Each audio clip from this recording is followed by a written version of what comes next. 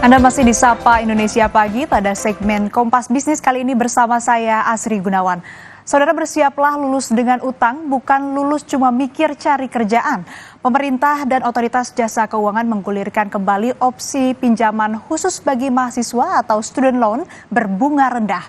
Gagasan ini diharapkan menjadi solusi atas polemik kenaikan biaya uang kuliah tunggal atau UKT di perguruan tinggi negeri yang kini menjadi perhatian masyarakat luas. Jika student loan menjadi opsi, Amerika Serikat adalah negara yang sudah dan masih menjalankan skema biaya pendidikan ini. Memang menjadi solusi mahasiswa lulus universitas, tetapi ternyata ada sisi gelap yang sampai saat ini Presiden Joe Biden pun belum punya solusi. Kita ke wall data berikutnya, saudara.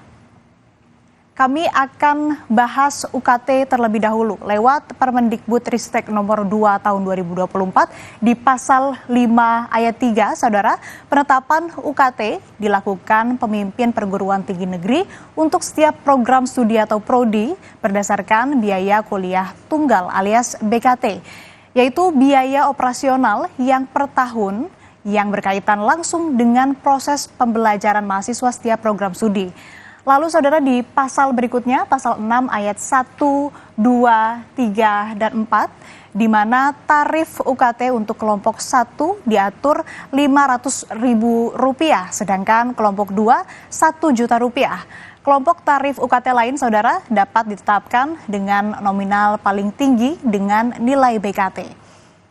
Lalu kami akan coba ambil contoh tarif UKT di Universitas Indonesia, di mana UKT tahun ini dibandingkan dengan tahun lalu per golongan dan per jenis program studi.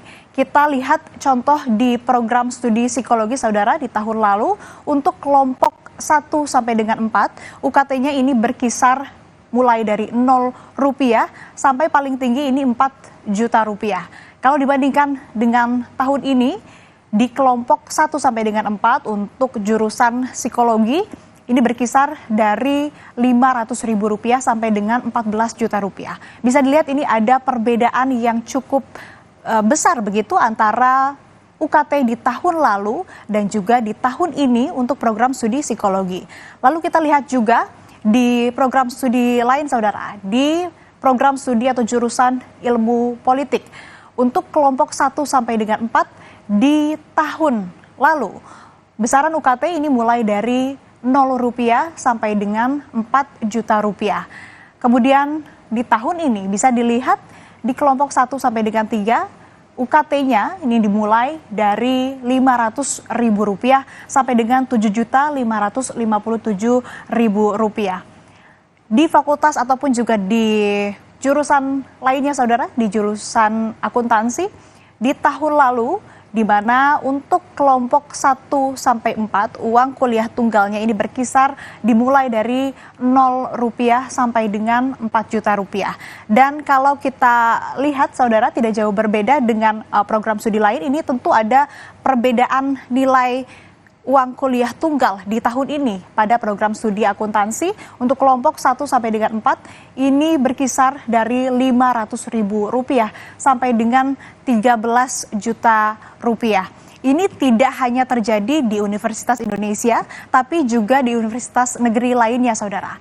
Kita akan lanjut ke wall berikutnya. Perubahan tarif atau tepatnya kenaikan UKT inilah yang akhirnya diprotes oleh mahasiswa. Muncullah ide student loan atau dalam bahasa Indonesianya pinjaman biaya pendidikan. Sederhananya, saudara, utang untuk biaya kuliah.